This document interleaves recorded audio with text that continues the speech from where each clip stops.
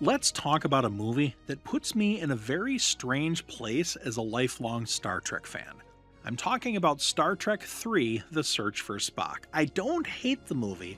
In fact, there are parts of it that I genuinely love. There are scenes that are iconic, performances that are excellent, and moments that absolutely deserve their place in Star Trek history. But you know what? Here's the thing. If you ask me to rank every Star Trek movie from my favorite to least favorite, or maybe more accurately from the most rewatchable to the least so, this one would probably end up at the bottom. And by the way, I'm not counting Section 31 because it wasn't in theaters, and I want to pretend it doesn't exist. Section 31 is the only so-called Star Trek movie that I actively dislike, so enough said on that. I feel bad for ranking Star Trek 3 at the bottom. It truly hurts to say, but logically, one of the films has to be in last place. Star Trek 3 isn't incompetent, it certainly isn't boring, and it isn't embarrassing or anything like that.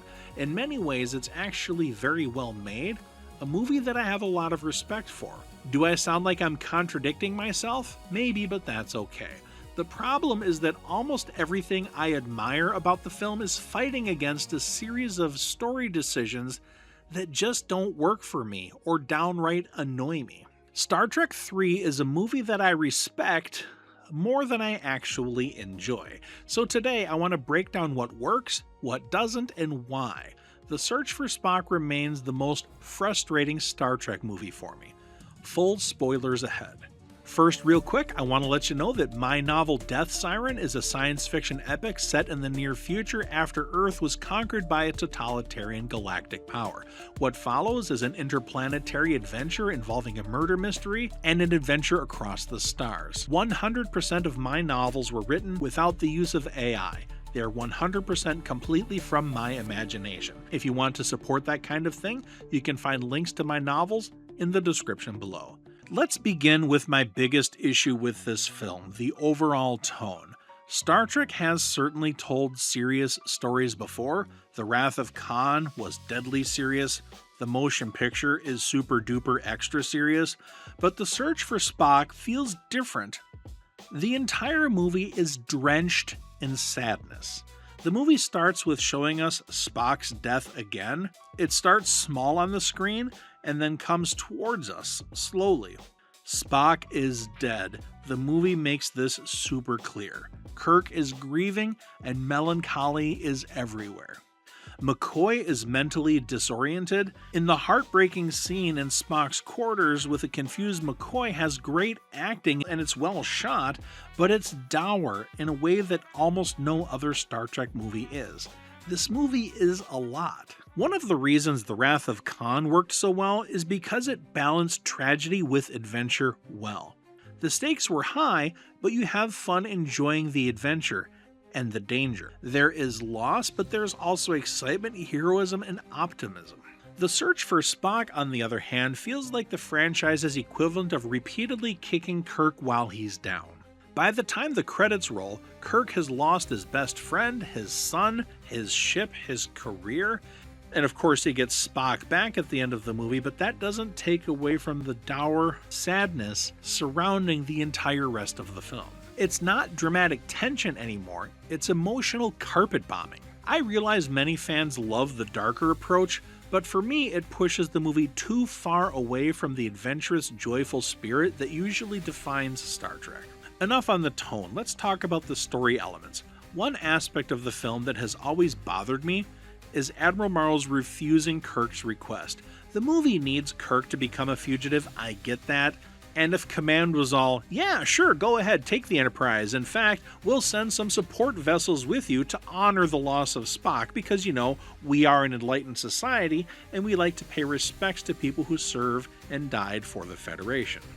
But the movie needs Kirk to be a fugitive, so that's what happens. If Kirk was allowed to take the Enterprise, there wouldn't have been much of a movie.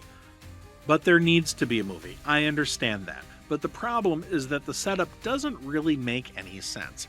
Kirk is one of the most decorated officers in Starfleet history. He has repeatedly saved the Federation.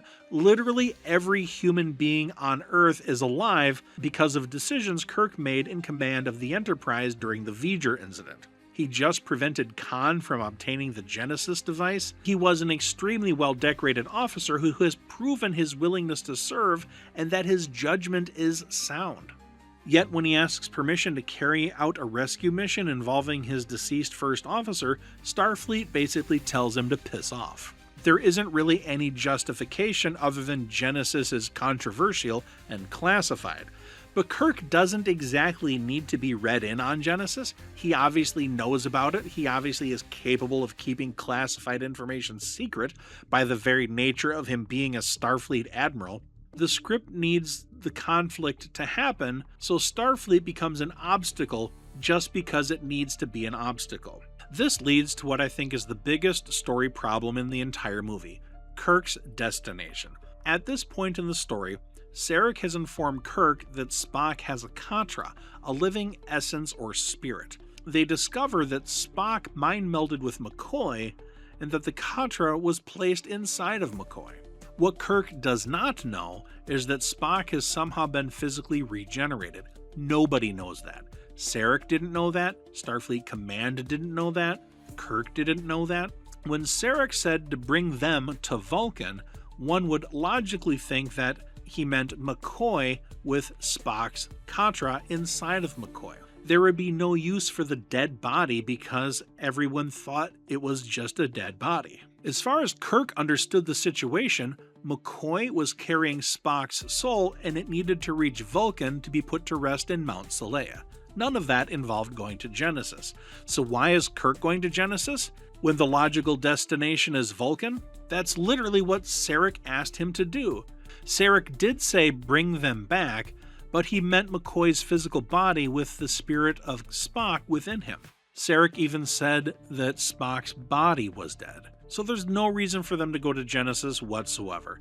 Instead, the plot bends itself into knots so the characters can visit Genesis because that's where the movie needs the action to occur. It would have made more sense if they had discovered the young Spock and then Kirk went to Genesis after hearing about that, but that's not what happened. I will grant that Kirk said at the end of Star Trek II that he must return to visit this planet again one day, but that does not mean he knew Spock would get reanimated, or that the torpedo coffin would land safely on the surface. Kirk did not know that Spock would be reborn as a kid, rapidly aged to Leonard Nimoy's exact age. Going to Genesis is a giant plot hole that I just can't get past. Another thing that sticks out like a sore thumb is the Genesis presentation recording. We see Kirk delivering the proposal speech explaining Genesis, and every time I watch it, I ask the same question. Why isn't Carol Marcus doing this? We already saw Carol Marcus do this. Where's that recording? Carol invented Genesis. Carol led the project. Carol was the public face of Genesis in The Wrath of Khan. Having Kirk suddenly appear in the archive footage explaining it feels strange. The obvious real-world explanation is that the filmmakers did not bring back the original actress and didn't want to pay her for the appearance in this film. Whether that was a budgetary or scheduling-related issue, I don't know and I don't care, but the absence is notable. Even with that, even if we don't get Carol Marcus, David Marcus should have been the voice in the presentation, not Kirk. This isn't a huge deal, but it's one more little element, one more minor irritation that piles up on top of other little irritations. Speaking of little irritations, let's talk about Saavik. The recasting is jarring here. Nothing against Robin Curtis. She does a perfectly respectable job in this film. She seems more Vulcan than Kirstie Alley did, to be frank. The problem is that Kirstie Alley had already established the character, and Robin Curtis looks and sounds and acts nothing like Kirstie Alley. Saavik was one of the breakout additions in The Wrath of Khan, then suddenly she looks, sounds, and acts different. Her mannerisms are different. She's just not believable as the same character. And again, I understand the realities of filmmaking. Actors become unavailable, contracts fall apart, things happen. Sometimes recasting a character works seamlessly. But honestly, I think the movie might have worked better if it had simply brought in a new Vulcan character. There's nothing wrong if it would have been another Vulcan character, maybe somebody that Spock used to know. Now let's talk about some things I actually enjoy about the movie. Christopher Lloyd. Do I need to say more? What a great casting choice. Christopher Lloyd obviously commits to the role of Krug. He's intense and charismatic and memorable. He's just a fantastic villain. I love Christopher Lloyd. I've never seen Christopher Lloyd do something I didn't like. The problem has nothing to do with Lloyd. The problem is the character's motivation. His entire plan is essentially based on obtaining the Genesis device because it might become a weapon. It's not unreasonable on paper, but the lengths he goes to feel almost cartoonishly evil. He murders his own crew members. He often feels less like a Klingon commander and more like a Saturday morning cartoon villain. You have to remember that up to this point, the Klingons were the enemy of the Federation due to conflicting ideological issues, an allegory for the Soviet Union or maybe communist East Asia. They would kill enemies in battle, they would conquer and expand their empire, but that's not the same as murdering their own crewmen or cruelty just for the sake of cruelty. And yet somehow it still works because Christopher Lloyd is so entertaining. And let's not forget about William Shatner. William Shatner is unfairly lampooned as a bad actor, and I think that is totally unfair. This movie might be his best performance as Kirk. The emotions he expresses feel genuine. The sadness he shows at the death of his son David is raw. William Shatner is absolutely fantastic in this film, and nobody can convince me otherwise. When he learns that his son has died, he falls to the floor. He doesn't sit in his chair, he misses his chair and sits on the floor. He looks devastated and he sells it. You don't think he's acting, you think he's really mourning the loss of his son. Which brings me to the next part of the movie that bothers me the most, how they handled David Marcus. I understand why the writers thought they needed a dramatic death. I understand that tragedy can raise the stakes in a film, but David's death feels unnecessary. Worse, it feels downright cruel, as if they're just being mean to Kirk for the hell of it. The Wrath of Khan spent significant time establishing the relationship between Kirk and his son. It gave us reconciliation and emotional growth. It suggested a future where they could build that relationship. It expanded the Star Trek family. Then the search for Spock takes that future away. The death doesn't really advance the plot, it doesn't unlock some profound theme, it simply makes everything sadder than the movie already was. What makes it especially frustrating is that the scene itself is incredibly well acted. When Kirk hears what happened and collapses in anguish, Saavik remaining emotionless but still sad in her Vulcan kind of way, Krug's cruel indifference, it's all well done. Shatner's delivery of "You Klingon bastard, you killed my son" is raw and convincing. It's one of the strongest dramatic performances in the film and one of the strongest dramatic performances of William Shatner's professional career. My problem isn't the acting or the way it was shot or the performances or anything like that. And now you can see the contradiction I'm talking about. I don't like the scene exists, but the scene was presented well. The problem is that I don't think the story needed the death in the first place. It's kicking Kirk while he's down. Kirk simply loses too much in this film. Good drama and good fiction is about overcoming obstacles and recovering from setbacks, but the death of a son just after being reconciled is just too horrible for this kind of movie. Now let's talk about something the movie absolutely does well, the world building. I love Space Dock. I mean, I really love Space Dock. It makes Starfleet feel like a real institution instead of a collection of starships. You get a sense of scale and awe. We all know that the Enterprise is a big ship, but it is dwarfed by this gigantic metal mushroom. It shows how advanced Starfleet is and how far humanity has come. It looks amazing. I'm really glad they repurposed it in future Star Treks.